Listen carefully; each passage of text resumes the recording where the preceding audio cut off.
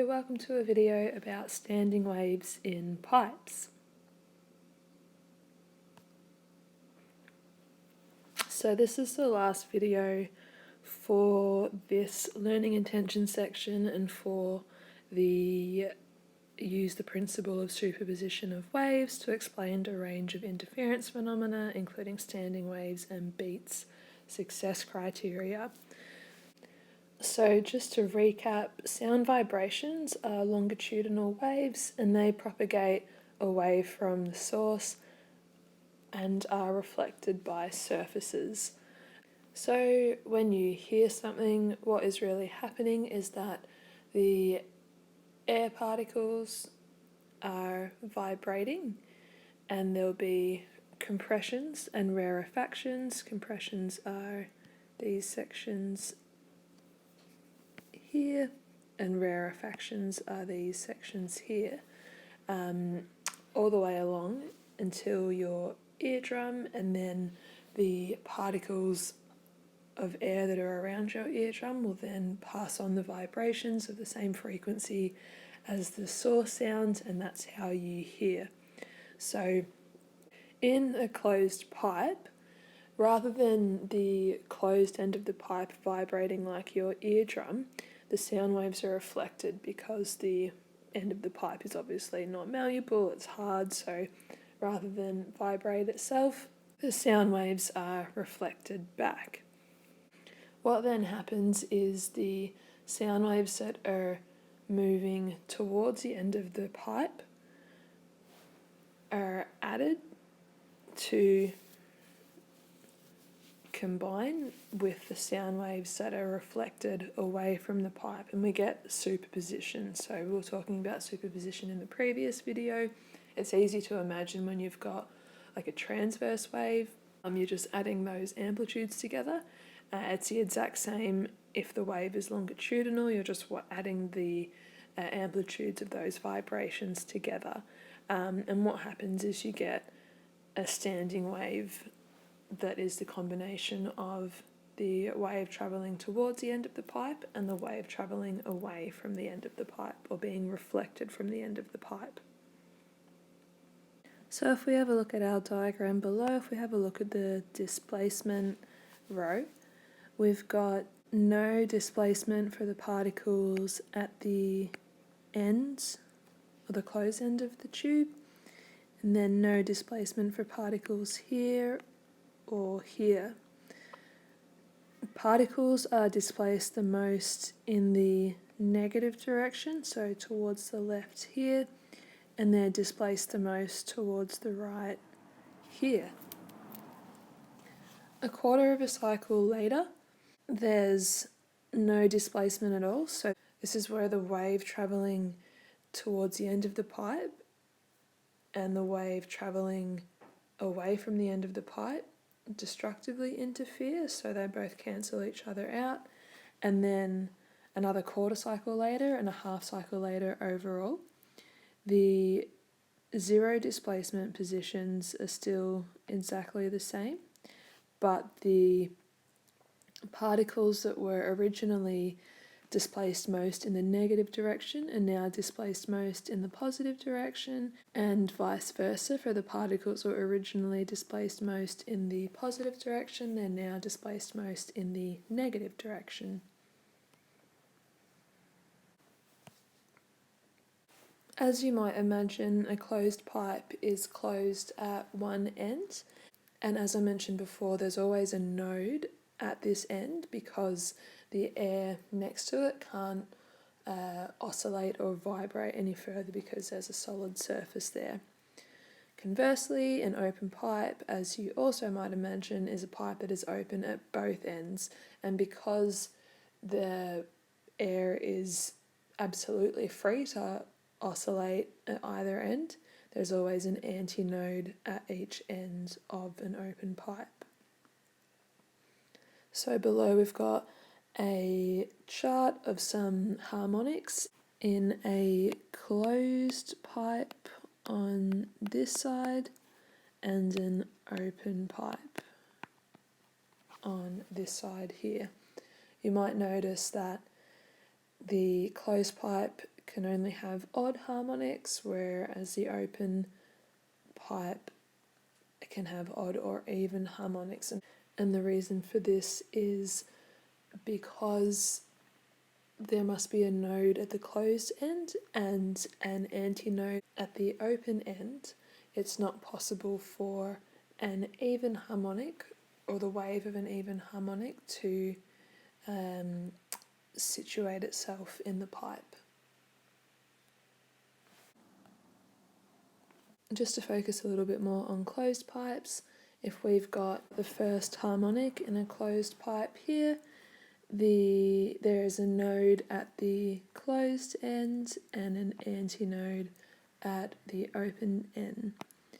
The length of the pipe is represented using L, and we can see that we've got a quarter of a wavelength here, so lambda divided by 4. In order to have a full wavelength, we need to come all the way down and then back up to center, and then this side would need to go all the way up and back down to center. This isn't very to scale, but this would then be the full wavelength, and it would be an extra 3 of these quarter wavelengths here. So hopefully you can see that. My diagram isn't amazing, but hopefully you can see that in the pipe we've got a quarter of the wavelength. So another way of writing this is that lambda, so the wavelength, must be equal to 4 times L, because L is equal to a quarter of the wavelength. We know from our wave rule that V, so velocity of the wave, is equal to the frequency multiplied by the wavelength. Therefore, frequency must be equal to the speed of the wave divided by the wavelength. And for our fundamental frequency, which corresponds with our first harmonic here, our wavelength is equal to 4 lambda. Our wavelength is equal to 4 times by the length of the pipe. So therefore, if we're subbing this 4L into lambda here, we'll end up with our fundamental frequency being equal to the velocity of the wave divided by 4 times the length of the pipe. So that's our fundamental frequency, the frequency of the first harmonic.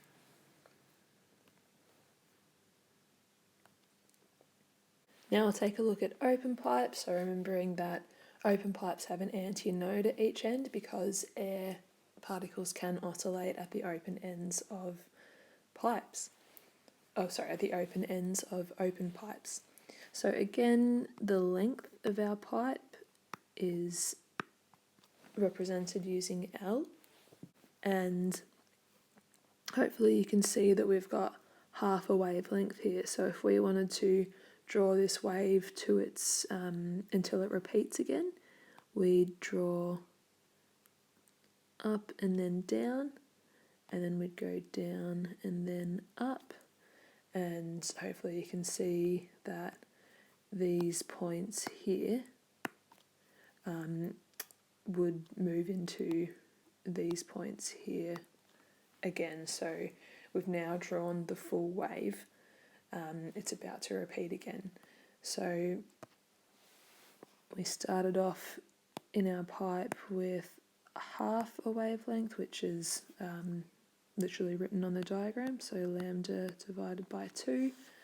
And now that we've drawn the full wavelength, this here is equal to lambda. So for open pipes, we can say that lambda, again my diagram isn't very to scale, but hopefully you can see that lambda is equal to 2L. Another way of thinking about this is that half lambda, which is here, is equal to L. Therefore, if you're multiplying both sides by 2, you'll get lambda by itself and you'll get 2L. So lambda is equal to 2L, and this is for standing waves in open pipes.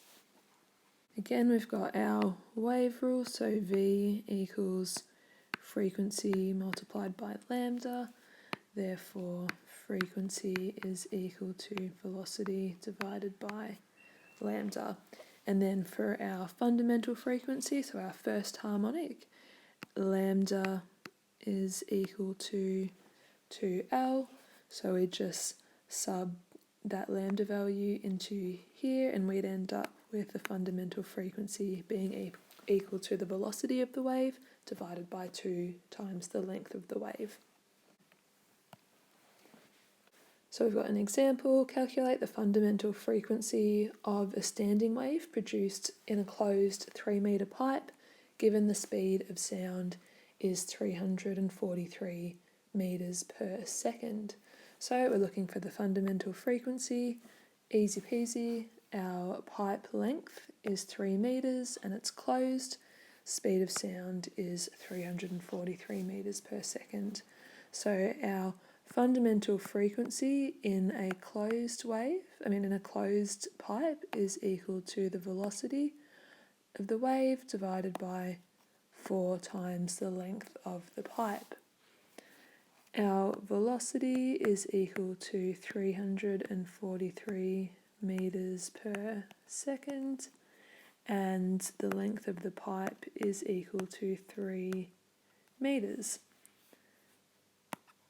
So we'll just pop those values into our closed pipe equation and we'll end up with 343 divided by 4 times 3 metres. And that, if you pop it into your calculator, will end up being 28.6 Hertz. So that is the fundamental frequency of a standing wave produced in a closed 3-metre pipe, given the speed of sound is 343 metres per second.